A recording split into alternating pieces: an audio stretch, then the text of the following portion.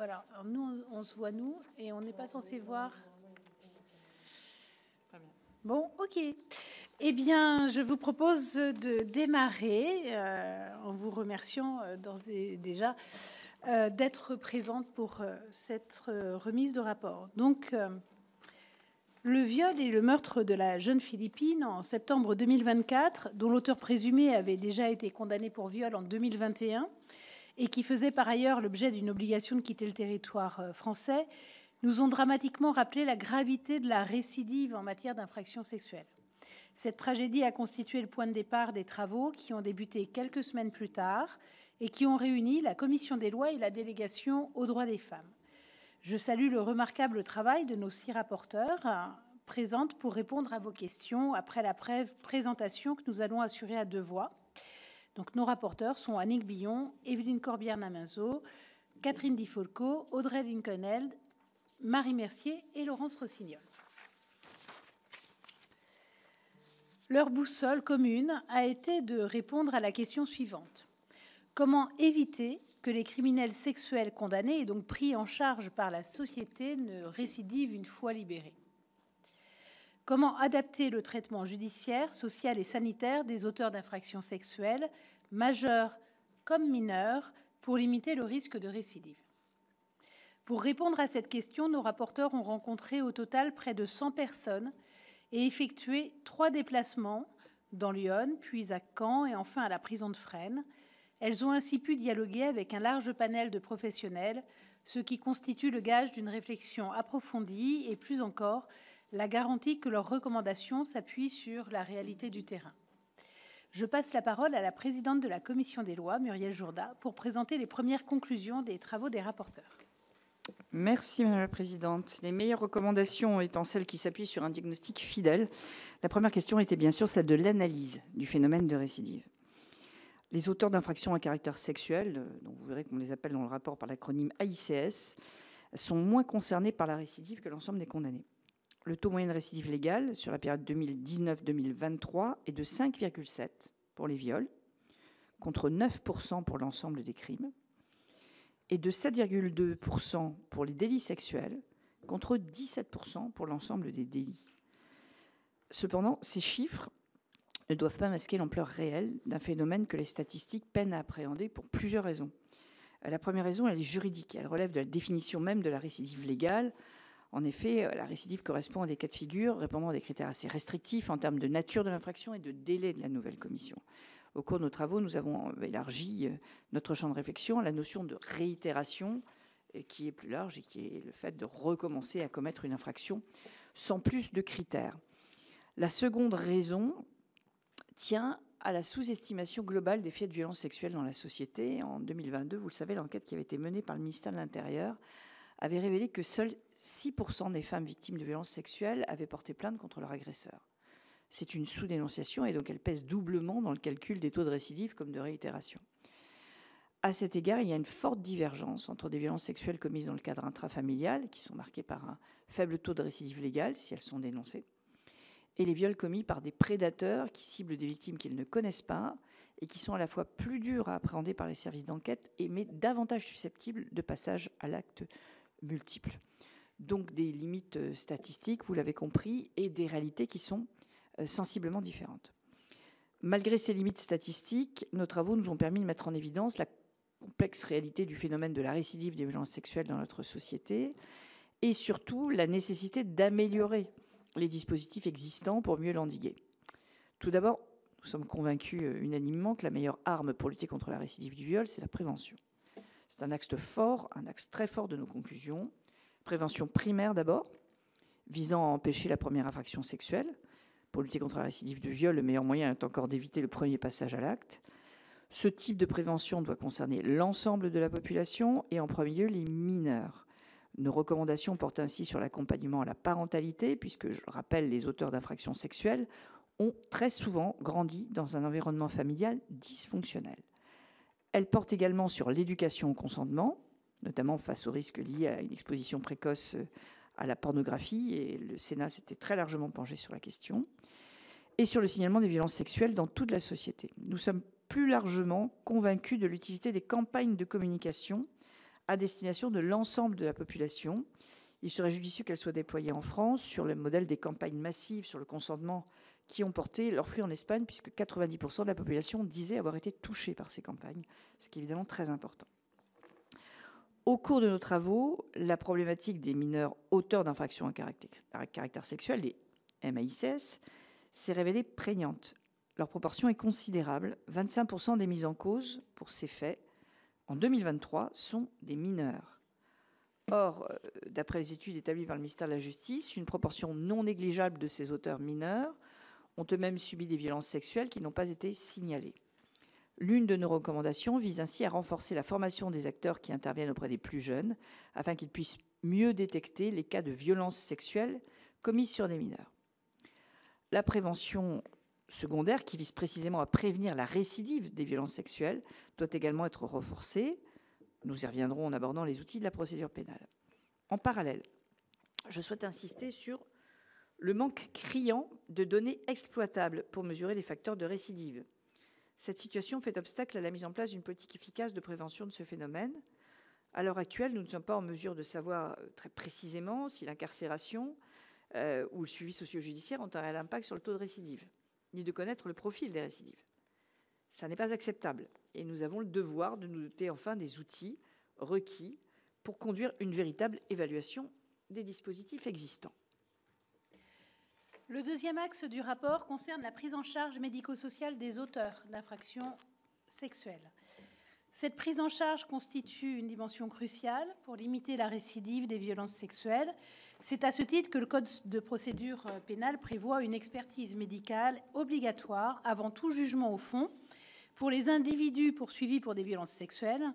Il permet également qu'une obligation de soins soit mise en œuvre avant même la reconnaissance de culpabilité. Ensuite, lors du jugement, une condamnation peut être assortie d'une mesure de soins pénalement ordonnée, telle que l'injonction de soins, qui est théoriquement prononcée de plein droit lorsque l'auteur est condamné à un suivi socio-judiciaire. Enfin, au cours de leur incarcération, les condamnés à ICS doivent être affectés en priorité aux établissements pénitentiaires adaptés, dits fléchés, où ils bénéficient d'un suivi médical et psychologique spécifique, et entre autres des réunions de groupe, d'où l'intérêt de les avoir ensemble. Ces dispositifs visent à rendre possible, voire à imposer des soins ou un suivi aux condamnés et contribuent, ce faisant, à la prévention de la récidive. Nous avons toutefois constaté des défaillances qui sont de deux ordres. Elles tiennent premièrement à un manque des moyens dans la sphère médico-sociale, et deuxièmement à la sous-utilisation ou à l'inadaptation des outils juridiques prévus par le Code de procédure pénale. Sur le premier point, donc sur l'enjeu capacitaire, la prévention de la récidive est rendue plus complexe par le manque de professionnels médicaux. Il s'agit principalement des experts psychiatres placés auprès des tribunaux, ainsi que des médecins coordinateurs chargés de chapeauter le dispositif de l'injonction de soins. La pénurie d'experts placés auprès des tribunaux judiciaires est particulièrement problématique dans la mesure où l'expertise médicale est, comme nous l'avons déjà évoqué, obligatoire pour les faits de violences sexuelles. Il y a là un facteur important d'augmentation de délai des jugements. Nous sommes attachés à ce que l'expertise des auteurs de violences sexuelles reste le monopole des psychiatres. Nous estimons cependant que le caractère automatique de l'expertise obligatoire ne va pas de soi, et souhaitons qu'une réflexion soit engagée pour identifier les cas dans lesquels elle ne serait pas nécessaire. Je pense notamment, puisque tel est notre sujet, aux récidivistes qui ont pu faire l'objet d'une expertise quelques mois avant leur nouvelle mise en cause et dont le profil psychiatrique est déjà connu. Hors le cas des expertises, nous considérons qu'il est possible de mobiliser davantage les psychologues pour le suivi des AICS. Cette proposition découle d'un constat unanimement formulé par les professionnels que nous avons rencontrés. Selon eux, la médicalisation systématique des auteurs de violences sexuelles ne se justifie pas, car tous ne sont pas atteints de troubles psychiatriques.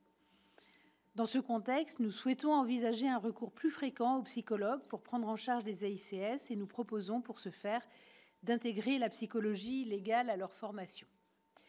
Le deuxième enjeu de prise en charge des auteurs de violences sexuelles concerne les outils juridiques sur lesquels repose le suivi.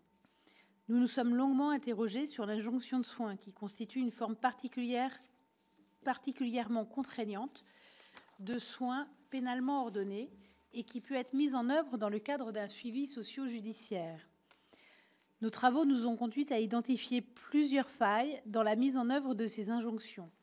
Tout d'abord, contrairement à ce que le droit laissait supposer, elles ne concernent qu'une minorité d'AICS, soit 26% des condamnés pour viol et seulement 7% des condamnés pour agression sexuelle. En outre, les injonctions ne peuvent aujourd'hui être mises en œuvre qu'en dehors de la détention, ce qui signifie concrètement qu'elles ne s'appliquent parfois que plusieurs années après les faits, alors même qu'une prise en charge rapide est, de l'aveu des professionnels, essentielle à la prévention de la récidive. Nous recommandons de donner toute sa portée à l'injonction de soins et d'exploiter le temps d'incarcération comme un temps de prévention de la récidive. À cet effet, nous préconisons la mise en place d'une véritable injonction de soins en détention. Si des dispositifs incitatifs existent, il n'est pas aujourd'hui possible d'imposer à un détenu AICS de se soumettre à un suivi, qu'il soit psychiatrique ou psychologique. Cette situation n'est pas admissible à nos yeux.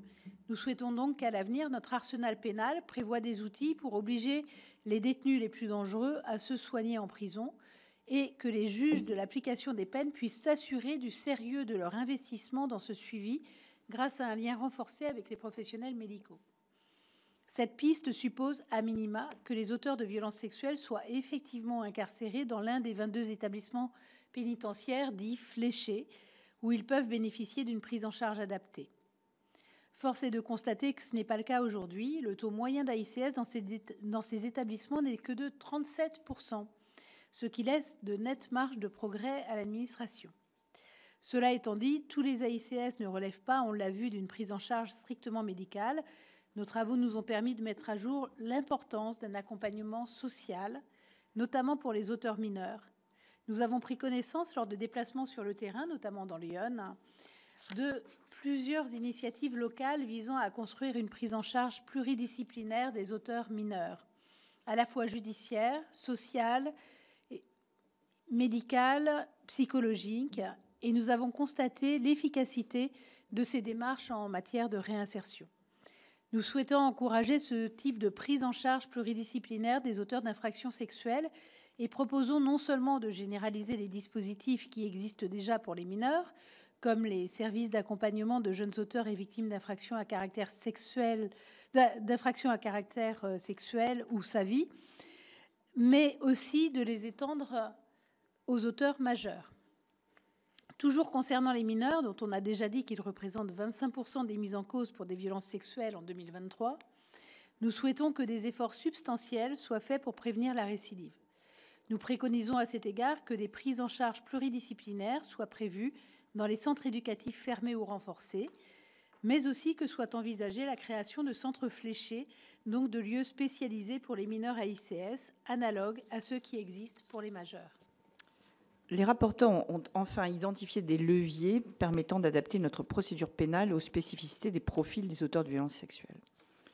Dans un contexte bien connu d'insuffisance chronique de moyens, nous avons constaté que le parcours judiciaire des AICS demeurait marqué par des délais de jugement particulièrement longs. Il faut aujourd'hui compter en moyenne plus de 20 mois entre un dépôt de plainte pour agression sexuelle et son jugement. Encore cela varie-t-il selon les agressions simples, si je puis dire délictuelles, et les crimes qui sont jugés dans un délai beaucoup plus long. Si ce constat peut être étendu à tout type d'affaires, il est particulièrement préjudiciable dans le cas des AICS, car il retarde leur prise en charge et pose donc de réelles difficultés pour la prévention de la récidive. Pour juger plus rapidement les auteurs de violences sexuelles et garantir qu'ils fassent l'objet d'une sanction adaptée, nous formulons plusieurs recommandations. Je ne saurais prétendre à l'exhaustivité dans le délai imparti. Je vais donc me concentrer sur les principales d'entre elles. Nous avons en particulier débattu d'un sujet sensible, à savoir l'extension du plaidé coupable au crime sexuel, comparution sur reconnaissance préalable de culpabilité, CRPC chez les professionnels. Nous n'avons pas émis de recommandations sur ce point qui demande probablement des réflexions complémentaires. Mais nous avons souhaité formuler 2 rappels importants. D'une part, cette mesure ne saurait être une réponse capacitaire ou de confort à l'engorgement des juridictions. Si elle devait prospérer, elle devrait tout à l'inverse être pensée au bénéfice des victimes. Je pense notamment à celles d'entre elles qui ne veulent pas se soumettre à un procès potentiellement éprouvant devant la cour d'assises. D'autre part, et de manière complémentaire, cette réforme supposera un encadrement strict pour préserver la place de la victime. L'extension de plaider coupable ne pourrait ainsi être envisagée que s'il était limité au cas où l'accusé reconnaît l'intégralité des faits qui lui sont reprochés et où la victime ne s'oppose pas à cette solution. Nous proposons ensuite de mieux exploiter les moyens disponibles pour traiter les détenus les plus dangereux. La rétention de sûreté qui a été créée en 2008 n'a pas encore porté ses fruits. Les moyens qui lui sont dédiés, concentrés dans la prison de Fresnes que nous avons visitée, sont sous-exploités, voire pas exploités du tout. Nous souhaitons ainsi que les condamnés dont la dangerosité a été révélée par une expertise de fin de peine accomplissent leurs dernières années de détention dans le centre spécialisé de Fresnes, où ils pourront bénéficier d'une prise en charge renforcée. Le dernier enjeu que je souhaite évoquer avant de passer aux questions et de céder la parole au rapporteur concerne la peine complémentaire d'interdiction du territoire français. Vous le savez, c'est la peine à laquelle les auteurs de violences sexuelles sont fréquemment condamnés lorsqu'ils sont étrangers et qui entraîne le prononcé à leur garde d'une OQTF, en sortie de détention, obligation de quitter le territoire français. C'était le cas de l'accusé dans le meurtre de la jeune Philippine qui nous a mené à lancer cette mission. Notre visite à Joux-la-Ville, où le meurtrier présumé de la jeune fille avait été placé en détention, nous a permis de constater le manque de coordination entre la sphère pénale et les autres acteurs en charge du suivi des condamnés à leur sortie de prison, dans le cas d'un AICS étranger placé en rétention administrative. Il nous semble donc crucial, dans de tels cas, de garantir la communication d'informations entre le juge de la liberté et de la détention et les acteurs de l'exécution de la peine, comme les CPIP, et les juges de l'application des peines. C'est à cette condition que le juge chargé de se prononcer sur la libération de l'étranger placé en centre de rétention administratif pourra tenir compte de la dangerosité de celui-ci et du risque de récidive, évitant ainsi que des délinquants dangereux ne soient remis dans la nature, si je puis dire, et ne profitent de cette situation pour agresser de nouvelles victimes. Je vous remercie de votre attention.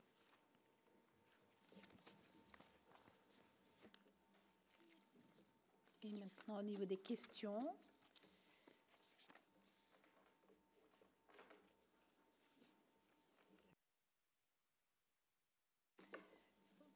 Alors, nos rapporteurs sont prêts à répondre à vos questions, mais encore faut-il que vous en ayez. Y a-t-il des questions en visio? Oui.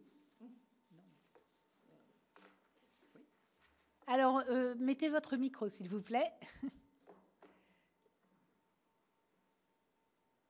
Alors, pas de micro. Non, on ne vous entend pas. Votre micro est mis? Il faut bouger la souris et ça va apparaître en bas de page. Ah oui.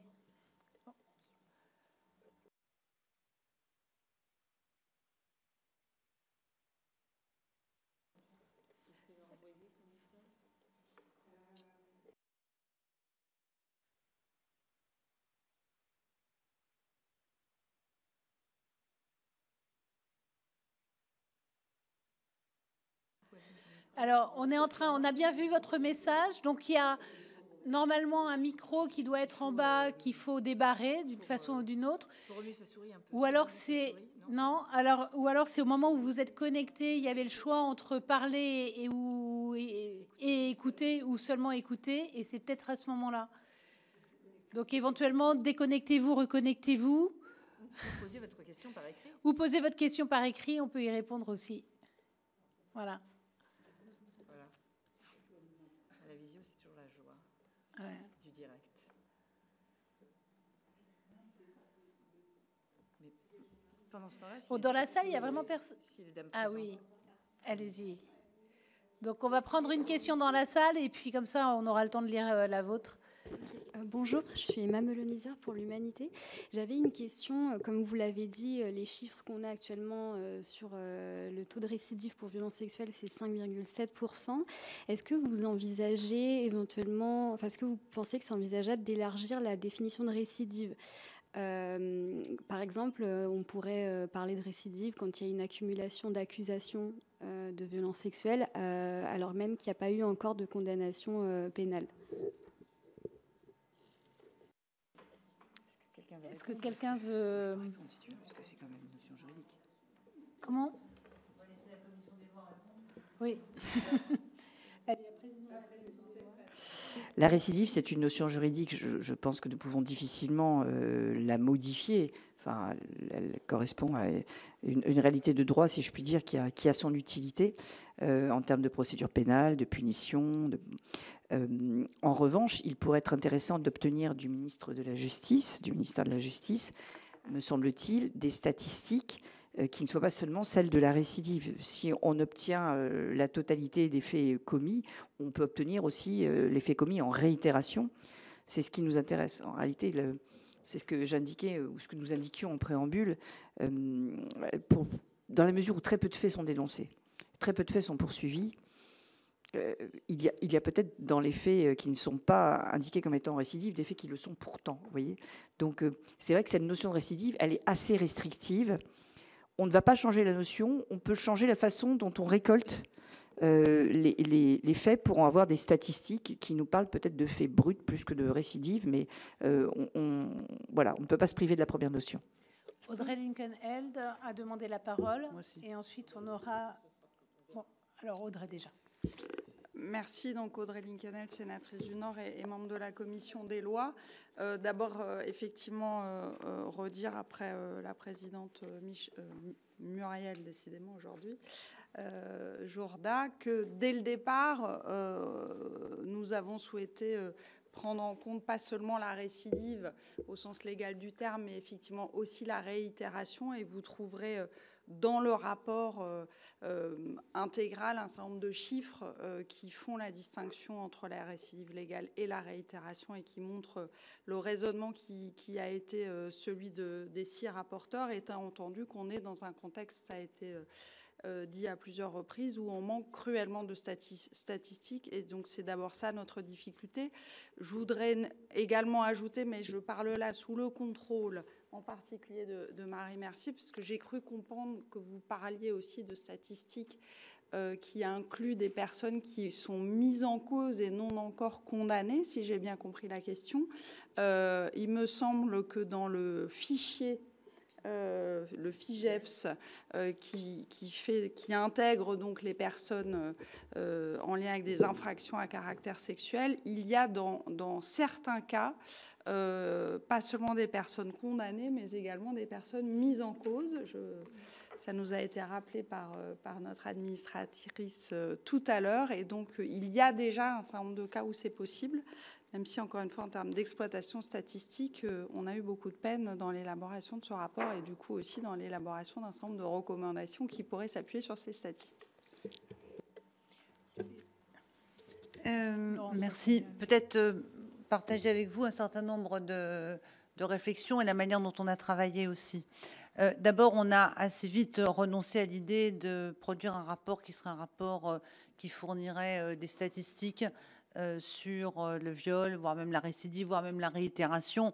On a, dès le départ, on avait un certain nombre de postulats. Le premier des postulats, c'est que une infime minorité des auteurs de viol passe entre les mains de la justice.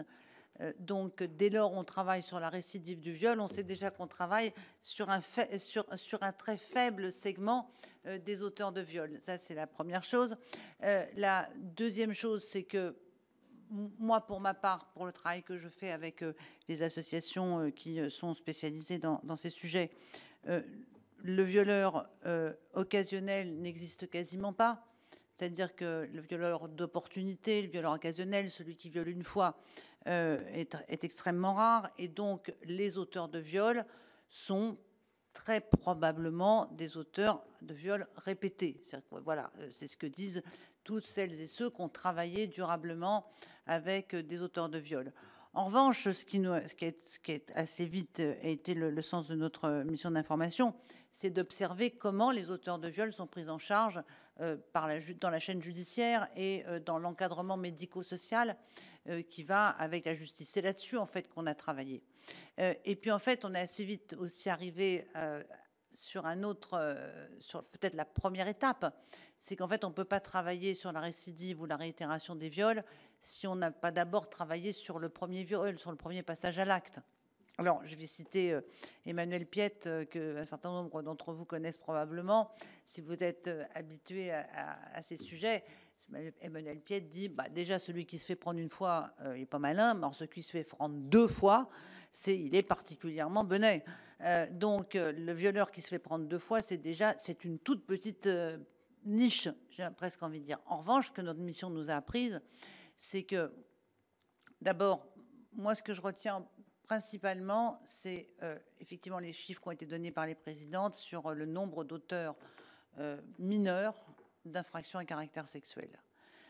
Qui est un chiffre très important, puisque c'est un quart, hein, je crois que vous avez 25, oui c'est ça, 25% ou un quart, on hésite. C'est pareil, Marie? Ok, tout va bien. Donc, un quart, 25% des auteurs de viol. Et donc, la manière dont travaillent auprès des auteurs mineurs les services de l'ASE, les juges pour enfants et l'ensemble des accompagnements psy. Et il y a un travail qui est fait dans certains départements, qui est un travail important. La deuxième chose que nous avons retenue, c'est que derrière, chez les auteurs de viol, il faut chercher aussi s'ils ne sont pas précédemment des victimes d'infractions sexuelles. Et donc c'est ce travail sur les victimes qui permet d'éviter la reproduction des actes. Parce que ce que moi j'ai appris des soignants, en particulier des psys, c'est que pour arriver à ne pas réitérer l'acte qu'on a commis, il faut déjà avoir conscience de cet acte. Et la conscience de ce qu'on a vécu d'abord comme victime contribue à la conscience de ce qu'on a ensuite fait, qui elle-même va contribuer à ne pas recommencer un viol. Donc ça, c'est vraiment... Moi, j'en déduis en particulier qu'en fait, il faudrait quasiment suivre et accompagner tous les enfants qui sont placés à l'ASE, par exemple, au titre des violences sexuelles qu'ils ont subies ou auxquelles ils ont été exposés. Ne jamais oublier qu'en matière de violence sexuelle, l'enfant témoin est un enfant victime également. Ça, c'est le premier volet qui, pour nous, a été important. Je voudrais dire après deux choses. Très franchement, c'est la misère. Voilà. C'est la misère pour plusieurs raisons. Ce que nous ont dit les magistrats qui est important, c'est que les politiques pénales fonctionnent par priorité successive. Nous avons eu il y a 10 ans priorité donnée à la lutte contre le terrorisme. Et nous avions des bonnes raisons de donner cette priorité, terrorisme et radicalisation. Puis ensuite, nous avons eu le Grenelle, priorité donnée aux violences intrafamiliales, qui ont fait considérablement baisser les stocks de dossiers en retard dans les tribunaux sur les violences intrafamiliales. Mais pendant ce temps-là, les stocks des affaires de violences sexuelles montaient. Et puis maintenant, nous avons le narcotrafic, priorité que personne ne conteste. Mais en fait, on se dit, mais à quel moment on va avoir priorité donnée aux auteurs, aux viols, voilà, et aux violences sexuelles? Et donc, ce n'est pour le moment jamais la priorité de la justice. La deuxième chose, c'est que c'est la misère du médico-social, la misère des psys, les experts qui sont pas tous bons, premièrement, ensuite des rémunérations qui sont pas à la hauteur du travail qu'ils effectuent, et en plus qui sont payés avec des mois de retard. Donc, un problème d'attractivité pour les experts. Et puis, en fait, ce qu'on a découvert, parce qu'on a fait circuler un peu, c'est que dans plusieurs établissements spécialisés sur les AICS, il y a des gens qui font des choses formidables, exceptionnelles, qui montent des protocoles, qui accompagnent, qui ont des résultats. Mais rien ne nous dit que ça va encore exister la semaine prochaine ou que ça peut exister ailleurs. Donc on a vraiment, je trouve qu'il y a un effet loupe de tout ce qu'on sait, des dysfonctionnements, à la fois de la prise en charge psy, des difficultés d'accès aux soins, de l'encadrement et ensuite des sorties. Et ensuite des sorties parce que il y a, voilà, un détenu, il devra avoir un logement, il devra avoir un emploi. Bon, inutile de vous dire qu'il n'y a déjà pas des logements pour tout le monde et pas des emplois pour tout le monde. Donc ceux qu'on a encore moins, c'est les détenus quand ils sortent d'incarcération. Donc c'est tout ça que nous pensons, nous, avoir évoqué. C'est-à-dire l'absence de priorité. Donc on demande au ministère quand même une priorité sur les violences sexuelles. Avec 150 000 viols par an, ça me paraît être un sujet d'ordre public, ce qui n'est pas le cas aujourd'hui. Des moyens, du respect pour les professions médicales, la CRIAF, tout ça, et puis un certain nombre d'évolutions judiciaires. On va répondre à un certain nombre de questions parce que... alors, dans les questions, voilà... dans les questions qui nous sont posées, nous avons donc l'administration pénitentiaire a-t-elle des réticences à mettre en œuvre cette injonction de soins adaptée à la détention? Alors c'est peut-être une question pour Mme Di Folco. Quelles difficultés éventuelles? Et autre question, les forces de sécurité vous semblent-elles suffisamment formées pour détecter des auteurs récidivistes, mode opératoire des récidivistes? Apparemment, grosse différence de culture professionnelle avec les États-Unis sur ce point. Ça, je ne suis pas totalement sûre. Donc sur l'injonction de soins adaptée à la détention, est-ce que vous pensez que l'administration pénitentiaire aurait des réticences sur le sujet? Mais allez-y, je vous en prie. Si vous voulez bien prendre un micro et répondre, mesdames. Alors... Alors, la question, elle vient de là-haut, hein, je crois. La question vient de Christine Mathéus. Ah non, excusez-moi, de Judith Blens. Voilà, très bien. C'est le cœur du sujet. Comme l'ont rappelé à la fois les présidentes et Laurence Rossignol à l'instant, parmi les constats forts que nous avons faits, il y a ce constat qu'en effet, paradoxalement, pendant la période la plus longue, puisqu'en général, quand on est condamné pour viol, on est condamné en moyenne pour 10 ans, donc pendant la période la plus longue qui concerne les auteurs d'infractions à caractère sexuel, on ne prodigue pas les soins au sens large du terme, hein, pas forcément au sens strictement médical du terme, on ne prodigue pas les soins qui permettraient justement d'éviter qu'un auteur qui a commis un viol en commette d'autres ensuite en récidivant. Et donc c'est vraiment ça le cœur du sujet que nous avons pointé, qui se retrouve dans la recommandation dont j'ai à l'instant oublié le numéro, mais qui propose vraiment de créer une injonction de soins qui s'applique pendant la détention. Parce qu'aujourd'hui, la recommandation numéro 14 me souffle Catherine Di Folco. Aujourd'hui, paradoxalement, l'obligation de soins, elle intervient à la sortie, donc après la détention, et l'obligation de soins, elle intervient plutôt avant. Et encore une fois, elle requiert l'adhésion de la personne. C'est toute la difficulté. Et nous souhaiterions trouver un système qui permette... dans l'idéal, avec l'adhésion du condamné, de créer une injonction de soins pendant, encore une fois, la période de détention, pour mettre à profit cette période afin qu'il y ait un suivi social, médical, psychologique, enfin, voilà, tout ce qui permet à l'auteur peut-être de s'apercevoir qu'il a été lui-même victime et en tout cas de prendre conscience de son geste et de ses conséquences et de créer... comment ça s'appelle le mot? La désistance, voilà. De créer la désistance qui permette qu'il ne récidive pas et qui permette d'éviter aussi, évidemment, d'aggraver encore l'impact des sorties sèches qui, elles, relèvent, Laurence Rossignol l'a dit, d'une misère qui est plus générale, qui est une misère... de nos services publics en général ou de notre système d'emploi ou de logement en général. Donc voilà sur l'injonction de soins. Et nous n'avons pas constaté nous n'avons pas constaté dans les différentes auditions, me semble-t-il, de réticence de l'administration pénitentiaire, bien au contraire, je pense, puisque nos recommandations sont fondées sur les messages que nous ont fait passer toutes les personnes que nous avons auditionnées, y compris donc l'administration pénitentiaire et ceux qui y travaillent.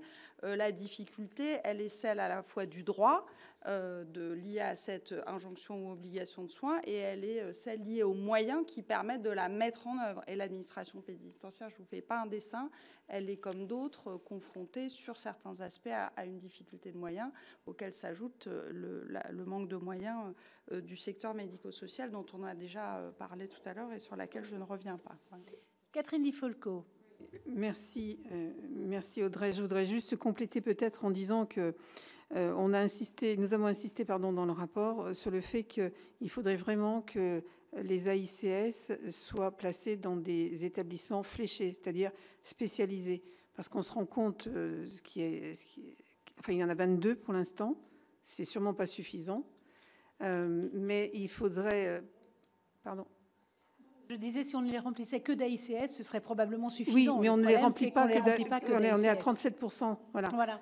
Mais on se rend compte que dans les établissements classiques, on va dire, il n'y a pas forcément les moyens de cette prise en charge. C'est pourquoi on insiste vraiment sur le fait que ces AICS doivent être placés dans des établissements fléchés, c'est-à-dire spécialisés, avec des équipes formées, etc., à cette prise en charge. Evelyne Corbière-Naminzo. Merci. Merci. Je ne reviendrai pas sur ce qui a été dit, juste compléter également la réponse qui vous a été faite. Il y a aussi une recommandation que nous faisons, c'est sur la prise en charge des auteurs d'infractions à caractère sexuel. C'est de ne pas toujours psychiatriser la prise en charge et de faire entrer, pour parler clairement, faire entrer dans cette boucle de prise en charge les psychologues, puisqu'on est confronté au niveau de la santé mentale en France à une pénurie de professionnels. Ça permettrait non pas seulement de gérer la pénurie, mais bien aussi de faire apparaître que tous les auteurs d'infractions et de crimes sexuels ne relèvent pas forcément de la psychiatrie. Par contre, la prise en charge, elle, est nécessaire et essentielle. Donc, il y a aussi dans nos recommandations cette idée de coupler un peu à la fois une prise en charge psychologique et psychiatrique, en fait, de vraiment adapter par rapport au profil des personnes mises en cause, des personnes condamnées. Je passe à la question suivante du Parisien, et vous allez voir, ça va intéresser quelques-unes de nos rapporteurs. Que recommandez-vous contre l'exposition à la pornographie chez les mineurs? Alors Marie Mercier, Annick Billon. Oui, je veux bien répondre à cette question puisque je travaille le sujet depuis 2020, depuis la loi du 30 juillet 2020, où on avait déjà fléché le fait qu'il fallait contrôler l'âge pour accéder aux films pornographiques gratuits. Quand vous voulez regarder un film pornographique payant, ça ne pose aucune difficulté de liberté. Vous achetez votre film porno avec votre carte bancaire. Donc on s'est heurté à une difficulté certaine, disant que, au nom de la sacro-sainte liberté, il fallait pouvoir laisser open les films pornographiques gratuits. Ce qui veut dire que les enfants se connectent très facilement, et je dis au présent, puisque malgré cette loi du 30 juillet 2020 qui a attendu 14 mois pour avoir son décret d'application, il y avait toujours une bonne raison pour ne pas y arriver. Donc on a eu le problème du référentiel. Le référentiel, c'était d'essayer de trouver justement l'identité du client. Problème de liberté. Les sites ont énormément d'argent, ce qui veut dire énormément d'avocats extrêmement pointus. Donc à chaque fois, on s'est retrouvé avec des recours, des questions des QPC, etc. Ensuite, il y a eu la loi SREN. Peu importe ce qu'on fait, on s'aperçoit que depuis 5 ans, des gamins qui étaient exposés aux films pornographiques à l'époque avaient 8 ans.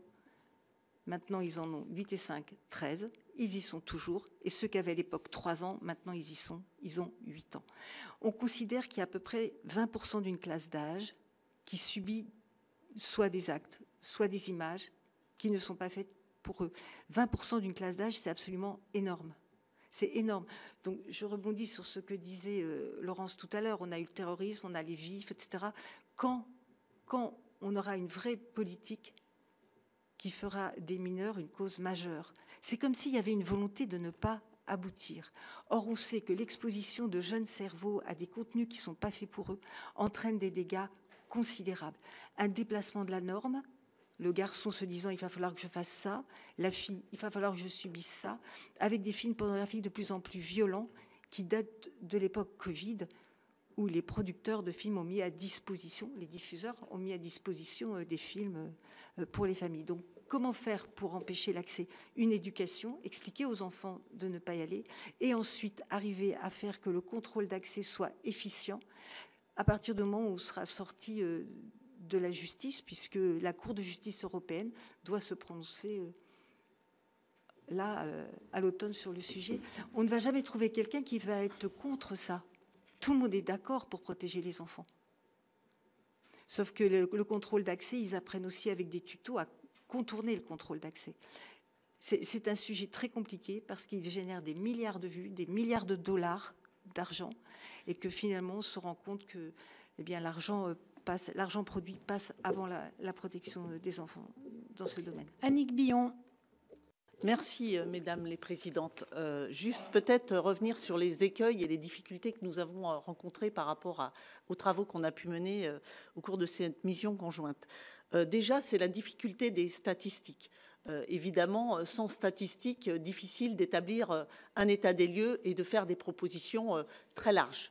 La deuxième difficulté, évidemment, Laurence Rossignol et mes collègues sont revenus, c'est le manque de moyens. Le manque de moyens, on le connaît tous, on est dans une contrainte actuellement budgétaire, que ce soit pour la justice, que ce soit pour les moyens d'enquête, que ce soit pour l'accompagnement de la protection de l'enfance. Et si ensuite j'aboutis sur la question de la pornographie, je ne peux pas m'empêcher de revenir sur les anciens travaux de la délégation aux droits des femmes, puisque nous avions été les premiers à mettre en exergue la difficulté de l'industrie de la pornographie avec le rapport Porno, l'enfer du décor, avec d'abord un état des lieux qui évidemment mettait en exergue l'accès de plus en plus jeune des mineurs aux images pornographiques et la difficulté de les protéger. Comment faire? C'est la question qui nous est posée par ce journaliste. Eh bien, évidemment, nous avions fait des propositions. Comment faire? C'est forcément déjà appliquer la loi. Appliquer la loi pour protéger les enfants, c'est les VARS, les cours d'éducation à la vie sexuelle et affective. Nous devons, c'est dans la loi, 3 séances par an par niveau du primaire au lycée. Il y a une obligation de le faire et c'est aussi ce volet formation que nous avons développé dans notre rapport ce jour. Il y a également des moyens de contrôle.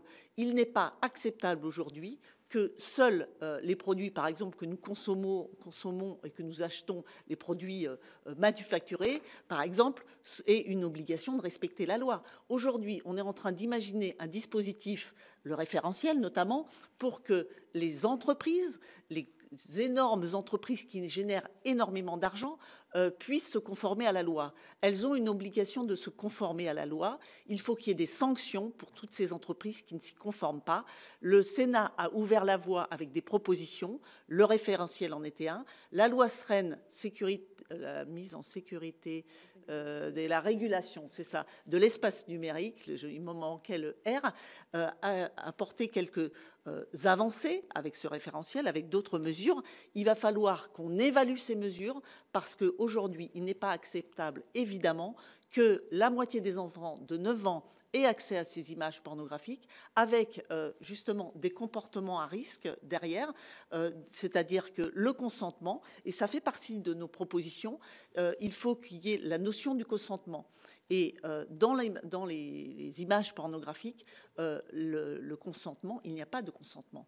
Et les femmes sont finalement exploitées, maltraitées, le sang, les cris, les viols, tout ce qui est interdit dans la société, par la loi, par l'ordre moral, même peut-on dire, est autorisé dans la pornographie. Donc il faut absolument qu'on stoppe cela. Ce n'est pas le sujet de la récidive du viol, mais à partir d'un moment où on a la statistique, ça le devient, c'est ce que je voulais dire, à partir du moment où on a 25% de ces crimes et on est en train de parler des mineurs, il faut véritablement qu'on se pose la question, que faisons-nous, nous, puissance publique, pour empêcher cela, parce que il faut mener à bien des politiques publiques. Le président de la République vient d'installer à la présidence du Haut Commissariat à l'enfance Sarah Lahiri. Eh bien moi, j'attends véritablement de la puissance publique qu'on ait un endroit pour accompagner, ça fait partie de nos propositions, repérer les victimes. Il y avait la Civis qui était un endroit où il y avait la possibilité de recueillir la parole des victimes. Nous devons absolument identifier les victimes dans l'ASE aussi. Voilà, il faut remettre à plat tous les dispositifs. C'est aussi à l'école, c'est aussi les médecins. Il faut repérer ces victimes parce qu'il faut absolument éviter qu'elles ne deviennent des agresseurs ensuite parce qu'elles n'auront pas été reconnues comme victimes et parce qu'elles n'auront pas eu la notion du consentement. Donc vraiment, il y a un sujet sur la parentalité, parce que, vous l'avez dit, mesdames les présidentes, il y a le sujet des familles dysfonctionnelles. Il faut absolument qu'il y ait un accompagnement dans cette parentalité et que la société, elle a en charge ses enfants et elle prenne ses responsabilités sur la protection de l'enfance. Et donc, oui, les images pornographiques contribuent à avoir des phénomènes d'agression, parce que le consentement n'est absolument pas finalement exposé, défini et identifié par rapport à ces jeunes. Je vous remercie. Alors, je voulais juste donner très vite, je te redonne la parole tout de suite, mais sur le sujet de l'accès, pour dire que malgré tout, les choses avancent avec ce référentiel, puisque avec Marie, nous avons rencontré l'ARCOM, qui nous a donné quelques éléments. La première chose, c'est qu'aujourd'hui, en France, par rapport à notre texte, on peut s'attaquer à tous les sites qui sont en France ou hors Union européenne. On a un vrai sujet sur l'Union européenne, avec encore un travail à faire, et donc on ne peut pas atteindre facilement les sites qui sont en Union européenne, mais on peut atteindre les sites qui sont hors Union européenne ou en France. L'ARCOM a déjà visé tous les sites ayant plus de... Alors moi, j'ai mis 400 000 visionnages, je ne sais pas par quoi, mais à mon avis par jour. Enfin, en tout cas, les sites les plus importants, c'est 6 sites où ils les mettent en demeure de se conformer au référentiel sous peine de déréférencement. Et ça fonctionne sur 5. Et sur le 6e, comme ils ne trouvaient pas d'adresse, ils ont d'ores et déjà demandé le déréférencement. Donc l'ARCOM est en train de bouger. Les choses sont suivies. Alors, rien ne va suffisamment vite, mais les choses sont en train de se faire. Et juste un petit complément pour dire que l'âge moyen d'accès au porno, c'est 11 ans. Et donc, c'est effectivement aujourd'hui, quand on parle de culture du viol, c'est entre autres par ce biais qu'elle est bien diffusée. Laurence Rossignol. Merci. La question sur le porno, elle n'est pas là, elle n'est pas hors sujet, elle est totalement dans le sujet. Moi, je pense que, pour ma part, je crois que grâce à l'exposition des mineurs, on a mis le pied dans la porte du porno. Mais la toxicité de l'industrie pornographique et de ce qu'elle diffuse ne s'arrête pas aux mineurs. C'est aussi toxique au-delà de 18 ans qu'avant 18 ans. D'ailleurs, les Espagnols ont fait une enquête. J'avais proposé au président garde des Sceaux de faire la même dans les tribunaux. Mais enfin, la simple idée de faire une enquête pour faire des statistiques, il était d'accord. Mais enfin, après, le passage à l'acte est plus compliqué. C'était de demander systématiquement aux auteurs d'infractions sexuelles s'ils étaient ou non des consommateurs de porno. Eh bien, quasiment tous le sont. Quasiment tous le sont. Comme d'ailleurs, il ne vous a pas échappé que les différents prévenus et condamnés dans l'affaire Pellico étaient pour beaucoup aussi des consommateurs de porno.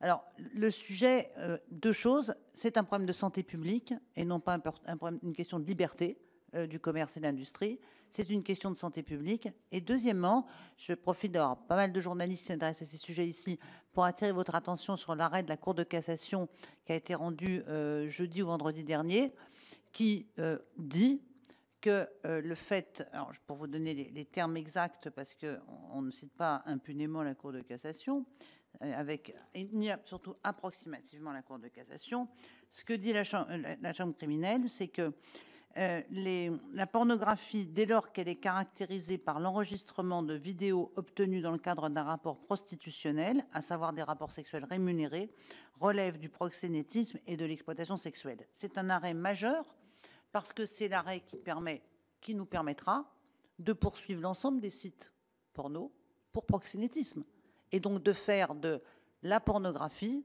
une infraction pénale, ce que nous attendons depuis déjà longtemps. Alors, on n'est pas au bout du chemin, mais c'est une décision très importante pour mettre en place une politique de santé publique qui protège tous les individus de l'apologie de la violence, du viol et de la misogynie et du racisme qui est faite chaque instant sur les sites porno.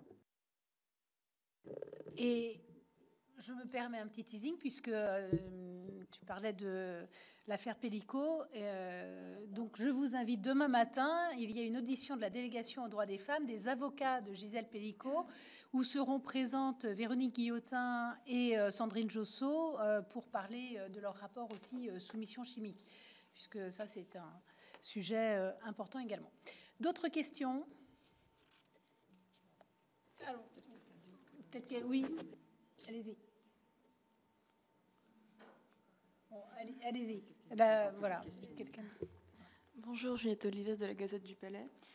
Donc, vous parlez, en fait, vous dites les experts estiment que la part de violence liée à des pathologies psychiatriques serait minoritaire. En fait, donc, vous avancez plusieurs raisons. Donc, pourquoi le viol? Donc, il y aurait donc la pornographie, donc les pathologies psychiatriques.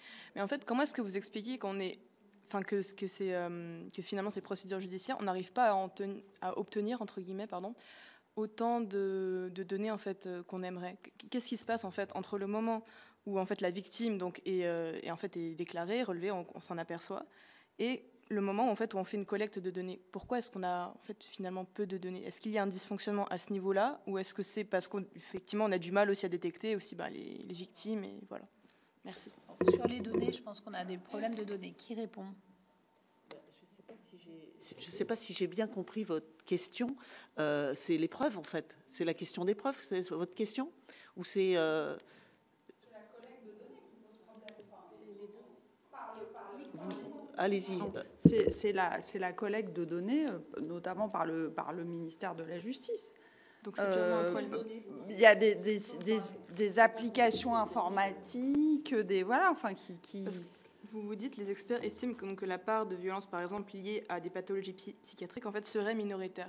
Mais en quoi est-ce que vous expliquez qu'on n'est peut-être pas un chiffre précis à ce niveau-là, puisque je suppose que, par exemple, en détention, on parce qu'on compte pas. Non, mais là, on parle oui. Parce qu'on ne sait pas compter, parce que personne ne compte. Personne ne compte, et personne ne remonte l'information en un endroit centralisé, parce que... débranché. Il y a les statistiques qui peuvent venir de ceux qui prennent les plaintes. Il y a les statistiques qui peuvent venir des cas... Non, mais qui peuvent, j'ai dit, qui peuvent venir des condamnations. Il y a les statistiques qui peuvent venir effectivement des experts qui examinent les auteurs ou les victimes. Tout ça, c'est des sources différentes. La réalité aujourd'hui, c'est que quelle que soit la source, en gros, on n'a pas de données. Et si on en a, on ne les envoie pas toutes à un endroit un peu centralisé qui permettrait, à partir de toutes ces données, de donner de quoi faire des évaluations un peu. Voilà. Après, quand on a auditionné, combien ils étaient, je pense 4 ou 5 représentants des différentes professions d'experts psychiatriques et psychologues, quand vous avez... les experts professionnels qui vous disent que dans leur métier, ils constatent que seule une minorité des violeurs sont par ailleurs...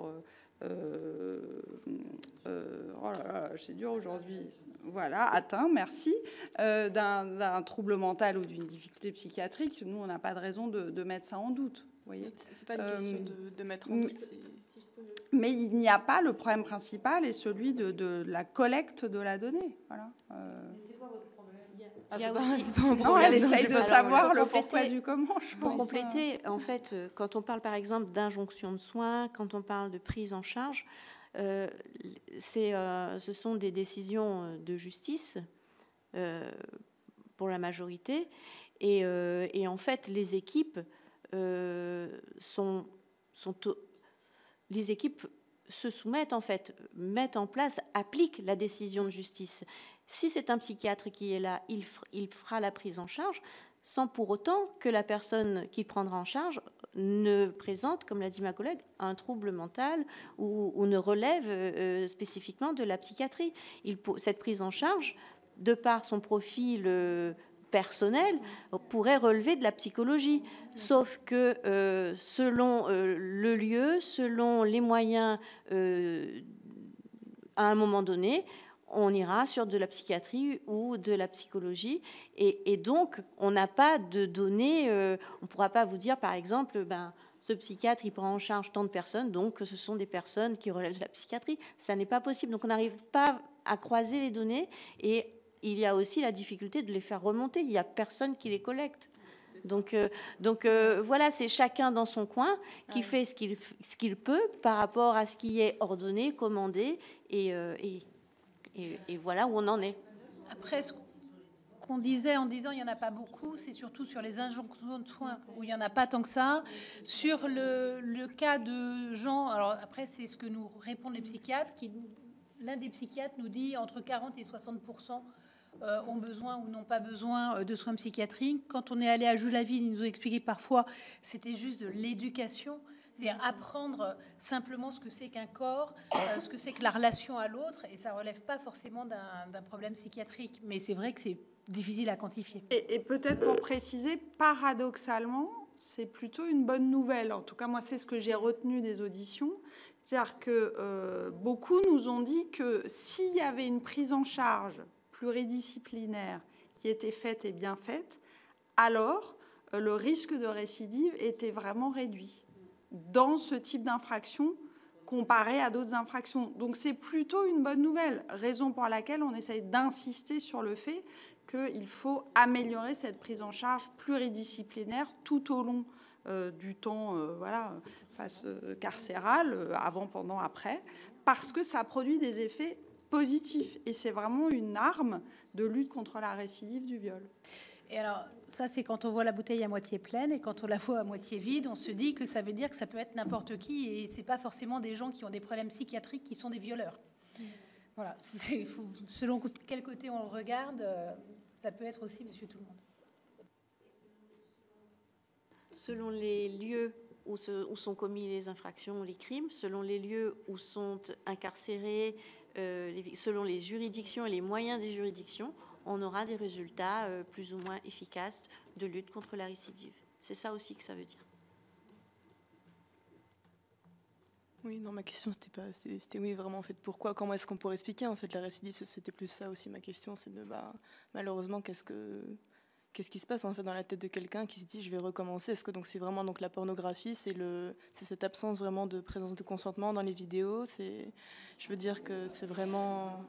Alors, ce que nous a dit un psychiatre, déjà, ça dépend, ce qu'on disait, c'est très varié en fonction de... En gros, un père incestueux qui sera mis en prison, quand il ressortira, il ne sera plus avec ses enfants auront grandi, donc lui ne récidivera pas.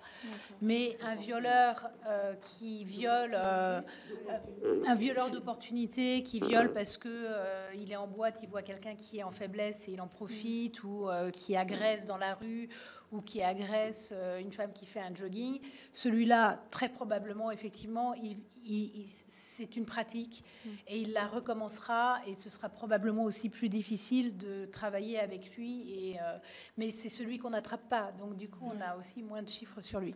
C'est aussi le problème de la pulsion. Le patient, une pulsion.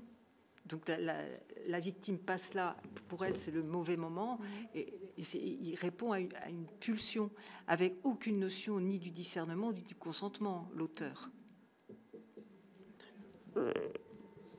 Moi, je veux revenir sur les quelques chiffres qu'on a quand même. C'est que statistiquement, quand même, on sait qu'une personne qui a subi une violence et qui a subi une blessure, comme disait Marie dans son explication tout à l'heure, qui a subi une violence sexuelle, a aussi plus de risques de passer de l'autre côté et de devenir auteur de violence. Et du coup, c'est dans nos recommandations qu'il y ait justement un repérage systématique sur tous les jeunes, les mineurs susceptibles d'avoir subi des violences, pour justement casser cette spirale qui se met en route. Parce que comment expliquer à quelqu'un qui a subi un viol qu'il ne peut pas commettre de viol sur une autre personne, alors que lui-même n'aura jamais été reconnu dans son statut de victime, n'aura jamais été pris en charge et n'aura jamais été entendu dans la souffrance qu'il aura subie. Donc c'est justement cette préconisation. À travers cette préconisation, on veut casser cette spirale et on veut aussi attirer le regard de tous, de tous les professionnels, à la fois le législateur, à la fois la justice, à la fois les forces de l'ordre, sur le fait qu'il y a nécessité à vraiment reconnaître toutes les victimes, à vraiment les entendre, pour essayer d'endiguer ce problème de récidive et d'empêcher la bascule et le passage à l'acte, le premier acte, en fait.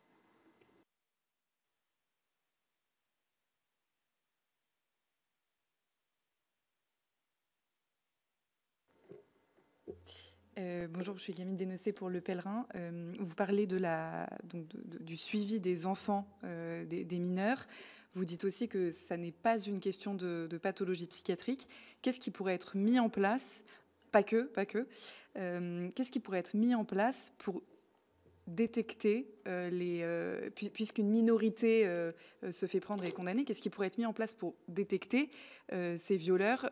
Quelle politique publique, peut-être de la même façon qu'à l'occasion d'une visite médicale ou chez son médecin, on peut être amené à répondre à des questions sur des consommations de stupéfiants ou d'activité à risque. Est-ce qu'il pourrait être envisageable de demander aux médecins de poser les bonnes questions pour savoir si le patient a par ailleurs est un violeur? Et j'ajoute à ça une autre question. Est-ce que les condamnés ont conscience, donc ceux qui sont condamnés ont conscience d'avoir commis un crime? Qui répond? Annick Billon. Merci Madame la Présidente. Juste par rapport à ce sujet, il a été largement abordé, notamment par la Civis, qui a fait 82 propositions. Comment? Non, mais il y a 82 propositions. Il est question d'inceste, mais en réalité, il est question de repérer les enfants et d'assurer leur protection. Alors, il y a la parentalité. Il faut repérer absolument les familles dysfonctionnelles, parce qu'à partir du moment où vous avez, on a parlé de pornographie tout à l'heure, vous avez dans des familles des parents qui regardent avec leurs enfants des films pornographiques, il faut pouvoir repérer ces familles dysfonctionnelles pour éviter que ça aille plus loin ensuite. Et puis, au niveau du repérage, il y a des questions très simples qu'on peut imaginer. On aurait une médecine scolaire à la hauteur, on pourrait repérer les violences faites aux enfants ou les agressions faites aux enfants, plutôt peut-être dans leur parcours de vie, parce qu'il y a juste des questions simples à poser, elles sont connues. Il y a un certain nombre de médecins qui travaillent sur ces sujets-là, c'est par rapport et des questions qui sont adaptées en fonction de l'âge de l'enfant, en fonction de son âge. Et ben, le pédiatre ou le médecin scolaire va pouvoir poser des questions et identifier très rapidement si cet enfant il est dans une famille dysfonctionnelle, s'il subit des violences sexuelles. Et ça, évidemment, ça se fait. Tout à l'heure, Laurence Rossignol a parlé de misère. Ça se fait si on a des moyens. Et on le sait tous les ans, lorsqu'on parle du budget, on tente de donner des moyens à la médecine scolaire. Et c'est extrêmement compliqué parce qu'aujourd'hui, il n'y a pas de médecine scolaire. Donc, si on veut protéger les enfants, eh bien, ce sont des moyens qu'il faut mettre sur la table à tous les niveaux, à la fois au niveau de la santé, au niveau de l'éducation et au niveau de la formation des acteurs qui sont face à eux, parce qu'on n'interroge pas, par exemple, un enfant comme on peut interroger un adulte sur ces questions-là. Il y a des termes, il y a des manières, il y a des associations d'ailleurs qui le font très bien. J'ai reçu récemment l'association Alexis Danan, qui a mis en place, en étant inspiré par des techniques du Canada, a mis en place des outils très ludiques qui sont adaptés à de jeunes enfants pour pouvoir les aider à libérer leurs paroles, parce qu'un enfant ne va jamais pouvoir, par exemple, dénoncer son parent. Eh bien, c'est faire parler par le biais d'une marionnette qui elle va s'exprimer. C'est aussi ne pas réussir à s'exprimer face aux adultes. Eh bien, avoir un endroit où on va pouvoir écrire, dessiner et mettre des témoignages. Il y a des choses qui existent. Il faut juste qu'on ait les moyens et que ce soit pas la misère. Audrey Linkenheld. Oui, merci. Juste en complément, ça renvoie à ce qu'on a pu dire déjà à de multiples reprises et au-delà parfois de divergences politiques qu'on peut avoir sur ces questions-là, parfois, mais à ce qui se dit sur la misère de la protection de l'enfance, au fait qu'en matière de justice des mineurs, on a besoin et d'un volet répressif et d'un volet éducatif dans lequel ça peut s'inscrire, et de temps. Ça rejoint ce qu'on a mis dans les recommandations sur la formation de tous les professionnels, c'est-à-dire évidemment ceux de la PJJ, les magistrats, mais pas que, tous ceux qui, à un moment donné, peuvent être en contact avec une victime ou avec un potentiel auteur. Donc, toutes les institutions doivent être formées à ces sujets.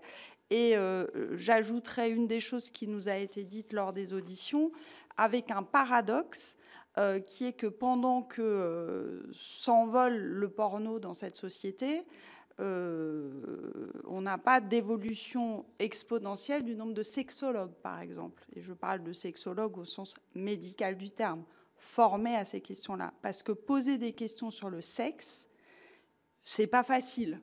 Quand vous êtes un conseiller, un CEPIP, c'est pas forcément facile, même si ça fait partie de votre travail dans l'évaluation du risque ou de la dangerosité liée à un auteur d'infraction à caractère sexuel. C'est des questions qu'on pose pas facilement. Même quand on est médecin scolaire, c'est des sujets qu'on n'aborde pas facilement. Et donc même ça suppose aujourd'hui de la formation pour que certains qui spontanément n'osent pas aller sur ces terrains-là ou pas de manière assez approfondie le fassent, parce que c'est aussi ça qui permet la détection et potentiellement le signalement.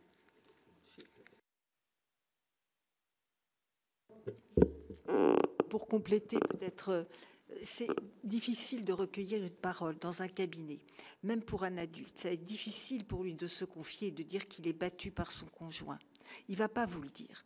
Un enfant, c'est encore plus compliqué de recueillir cette parole, et une fois qu'elle est libérée, ça ne peut être qu'une seule fois. Moi, j'avais vu le cas d'un pédocriminel qui n'était jamais passé à l'acte, et en fait, il était suivi pour une dépression nerveuse profonde. Il sentait qu'il avait quelque chose en lui qui n'allait pas, il n'était pas passé à l'acte, mais la façon de s'exprimer pour son corps et pour son cerveau, c'était une dépression nerveuse. Donc, essayer de repérer ces signes-là quand on est un professionnel, c'est un peu notre métier. Quand vous êtes dans une école, dans une commune ou quelque part, c'est ce que je dis, c'est un changement de comportement. Un petit enfant qui va bien, tout d'un coup, ça va plus. Et ça, tous ceux qui sont en lien avec l'enfant, les ATSEM, les instits, relèvent ces signaux faibles en disant qu'il s'est passé quelque chose.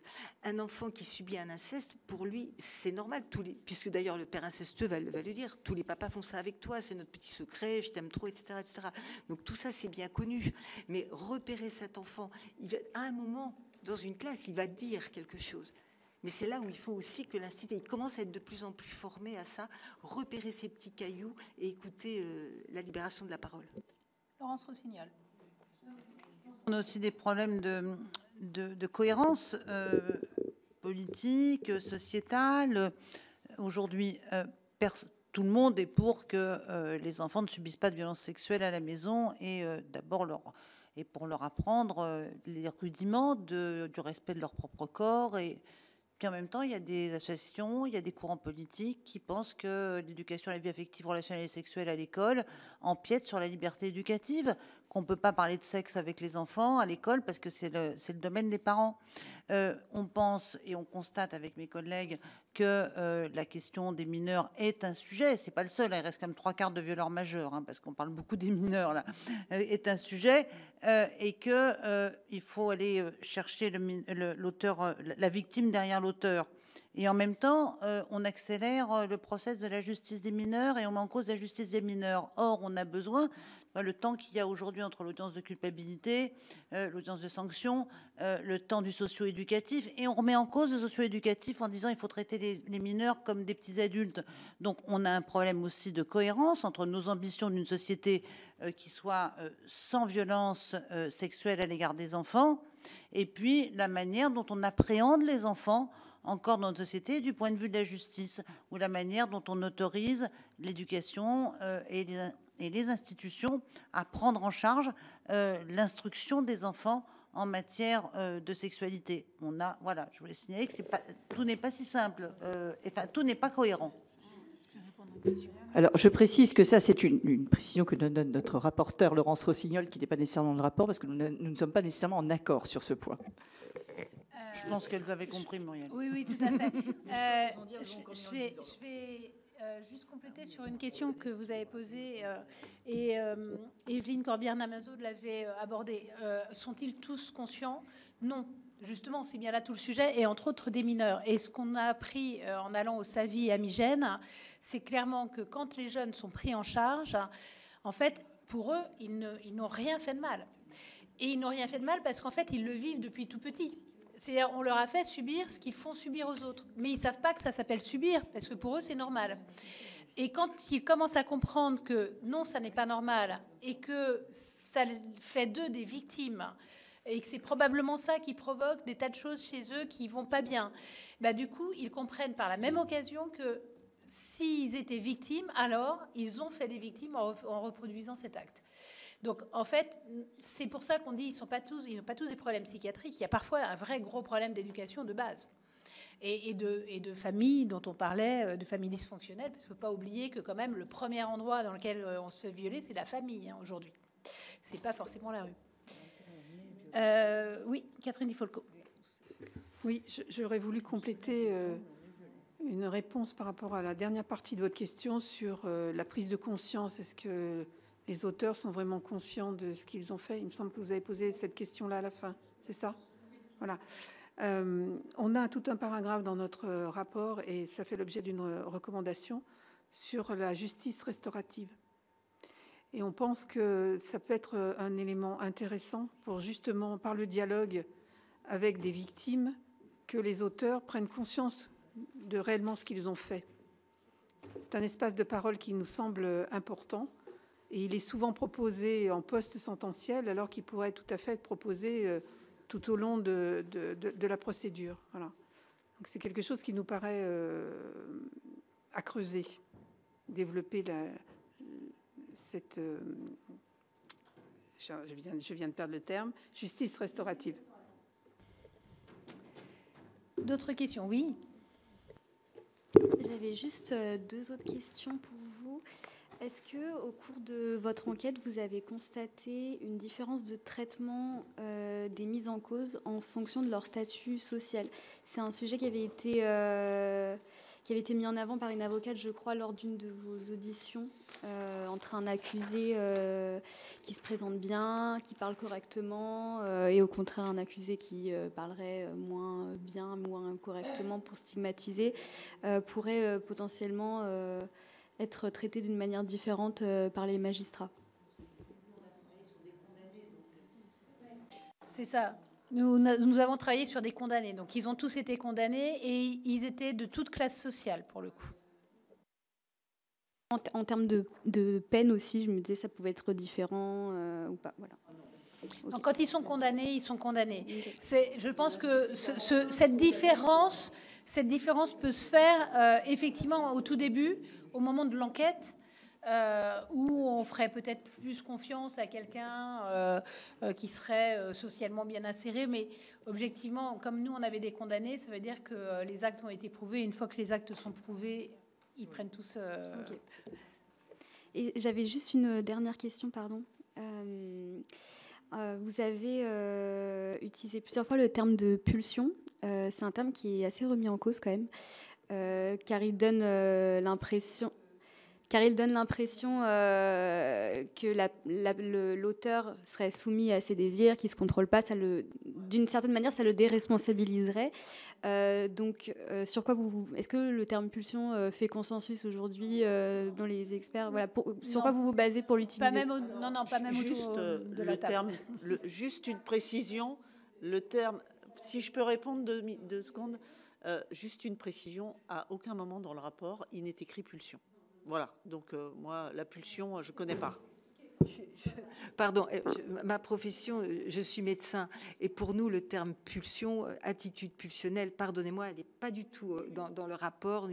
C'est ma formation qui a débordé un peu. Hein. Ça n'excuse rien. Et puis surtout, ça n'excuse rien. Oui, rien du tout. Et ça n'excuse pas la pulsion que j'ai eue, emballée, que j'étais par mon Non, mais propos. du coup, ma question, c'est pourquoi vous utilisez le terme de pulsion? Parce que je suis médecin. Oui, mais pourquoi, en tant que médecin, on utilise ce terme? Mais parce que, c'est ça que je voudrais comprendre. Ah, alors là, on peut aller très loin parce que nous avons un vocabulaire qui n'est pas forcément... En tant que médecin, souvent, on apprend vraiment à parler à nos patients. Quand vous voyez un menuisier pour la première fois, il vous dit « Ah, ma petite dame, je vais vous faire la trémie là. » Vous comprenez rien.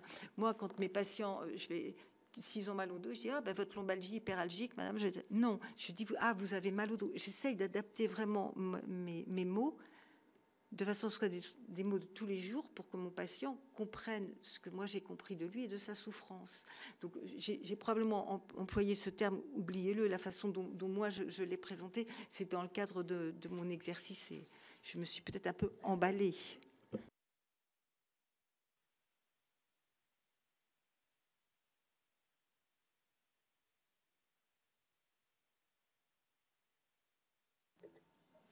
La dernière. Je suis désolée, j'avais encore une dernière question, parce que vous l'avez signalé à plusieurs moments, vous avez des couleurs politiques différentes. Est-ce qu'au cours de votre enquête, ça a posé problème à certains moments Tout à l'heure, Laurence Rossignol parlait de l'éducation à la vie affective et Madame Muriel Jourda disait qu'elles n'étaient pas d'accord. Par exemple, sur ce point-là, pourquoi est-ce que vous avez réussi à vous entendre sur ce point? Enfin, est-ce qu'il peut y avoir une sorte de consensus malgré vos différences politiques? Juste, moi, je suis là au titre de la délégation aux droits des femmes. J'ai présidé 6 ans la délégation aux droits des femmes. Nous arrivons à faire des travaux qui nous amènent à discuter, à débattre entre nous. Nous sommes 6 co-rapporteurs d'horizons très différents. Le rapport que j'ai cité tout à l'heure, l'industrie porno, l'enfer du décor, avec Laurence Rossignol, nous étions rapporteurs. Nous étions 4 rapporteurs d'univers politiques différents. On travaille, vous l'avez dit, mesdames les présidentes, c'est 100 réunions, pas 100 réunions, 100 personnes rencontrées, des auditions, des déplacements, et puis on travaille à trouver un rapport commun, à partager les conclusions, parce que l'objectif, c'est bien entendu de partager des conclusions pour les porter avec force au Sénat et à l'extérieur du Sénat, et aujourd'hui, face à vous. Donc je crois qu'il y a un travail de longue haleine qui aboutit à finalement un consensus à la fin, à la fois sur les termes et les recommandations qu'on peut proposer. Oui, les choses sur lesquelles on n'est pas d'accord, on ne les inclut pas dans les recommandations. On a eu des désaccords sur une série de sujets. Ce sur quoi on avait des désaccords n'a pas été retenu dans les recommandations. On les a gardés pour d'autres discussions où chacun pourra faire valoir ses différences. Voilà. Sachant que si ça avait été si nos désaccords, enfin je parle sous contrôle de mes collègues, si nos désaccords avaient porté sur ce que pour les unes ou pour les autres aurait été la recommandation la plus importante, celle qui aurait tout réglé, je pense qu'on l'aurait signalé à ce moment-là, voire on n'aurait pas co-signé le rapport. Donc on a des désaccords, on les a d'ailleurs exprimés pour certaines, ou en tout cas vous les avez compris dans nos interventions. Dans le rapport, vous verrez qu'il y a des sujets sur le plaidé coupable, par exemple, où les choses sont clairement exprimées sur le fait qu'il n'y a pas de consensus, à date, en tout cas. Voilà. Et puis si je peux me permettre...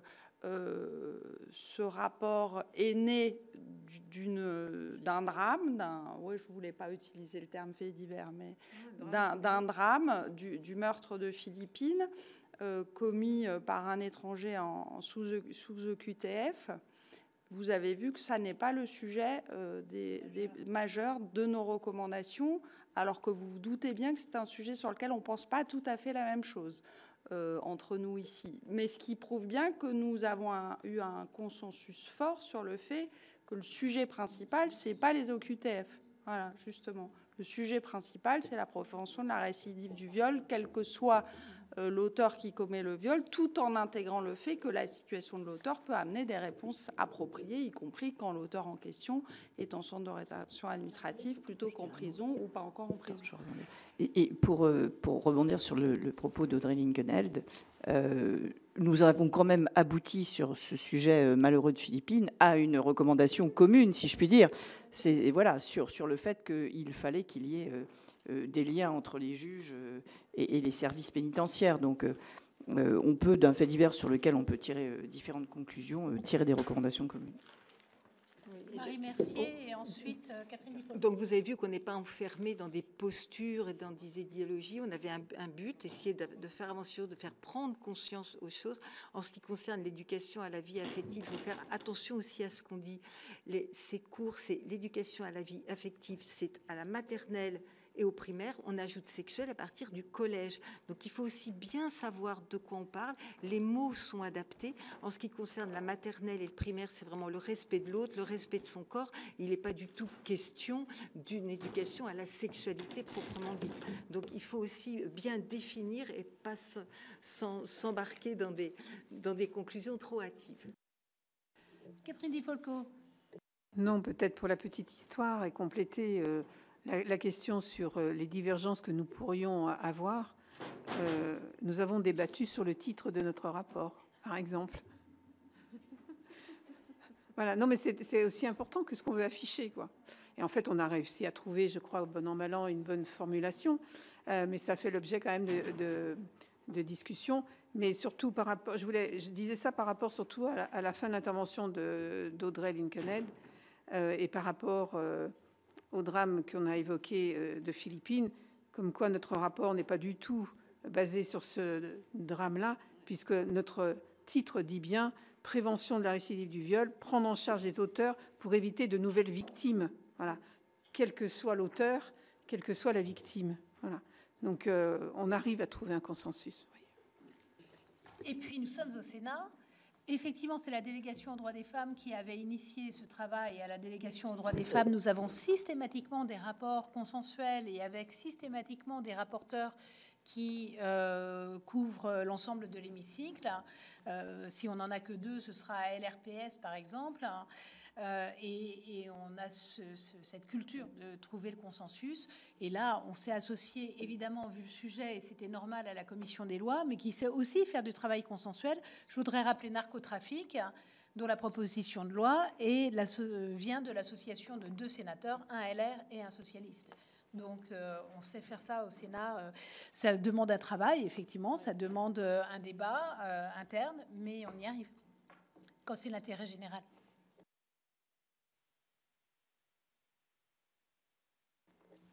C'est bon, je peux clôturer. Pas d'autres questions, éventuellement en visio, parce qu'on ne s'est pas beaucoup tourné vers l'écran. Très bien. Eh bien, merci beaucoup. Merci d'avoir été là. Et puis, bonne lecture de notre rapport.